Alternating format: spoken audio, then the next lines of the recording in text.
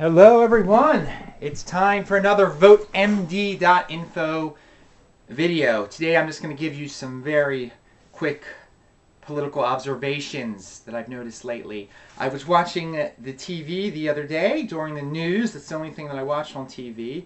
And I noticed advertisements for all three candidates for governor and Frosch for Attorney General, which was very interesting. And then there was a Greg Bernstein for Baltimore City State's Attorney advertisement, which was, that's what really surprised me. I mean, that's a lot of money for a local race there. And he's running against, he's the incumbent, Marilyn Mosby, who is the wife of City Councilman Nick Mosby, is running against him. And wow, that is pretty powerful right there when you've got enough money to run a TV advertisement. So Maryland sends out a lot of emails and stuff, and definitely a challenge, financial challenge to take on someone who's able to afford TV advertisements. So the Brian Frosch advertisement, whatever. I mean, it's he's still behind because he can't go against the card in name. Is just incredible to defeat. It's very hard to beat. All right, what else do we have here? What other observations did I write? Oh yeah, I noticed that a friend of mine on Facebook said that Frank Conaway Jr. has 3 other books that are online, and I quickly glanced at them.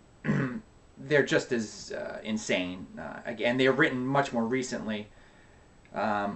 So again, it's going to be really bad and embarrassing for the city of Baltimore if he wins, and he's got a great shot of winning because, again, his last name. We talked about the Cardin last name, the Conaway last name. It's nothing that he does nothing. I mean, these books are so embarrassing. It's so horrible. The Democratic Central Committee. Have you heard of that before? For Legislative District 40. Now, Democratic Central Committee, all that is a bunch of people. I don't even know what they really do. I don't think they get paid. Just in case there's ever someone ever drops out of their office, they get to kind of decide, I think, who takes the place of the person. Like if someone leaves the House of Delegates, they get to advise. They advise one of them to be on it. So it's kind of like people waiting in the wings. So if you get on Central Committee for your legislative district, you're kind of like a waiting in the wings type person, and many of the people will eventually run for a real office.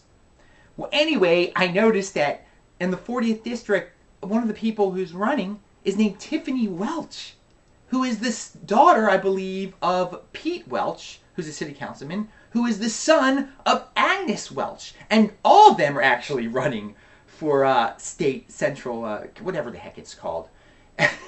It's Agnes, as you can see, if Agnes Welch is so old, she can't even be on city council anymore, but she could be on this. Obviously, it's a job that really does very little. But my point is again, with the last names, Tiffany Welch, I mean, she could be a nice person, I don't know. But she obviously has plans to one day run for public office, for higher public office. This is already public office. So, again, we're talking about 3 generations here, based on Agnes Welch's last name, who never did anything. So, I mean, again, 3 generations. And I mean, the first story that I spoke about, Marilyn Mosby is Nick Mosby's, I mean, she's a nice lady and everything. But again, we're so much in Baltimore politics is about last names, about the same families doing it over and over again here. And, you know, when we founded this country a long time ago, or I didn't found it, but when this country was founded a long time ago, they were about getting rid of, you know, the monarchy and these family power structures. And in Baltimore, we've just reverted right back to that. So let me see if I have any other talking points. No, those are my observations for the day. Some pretty random ones there. So think about that. Have a great one.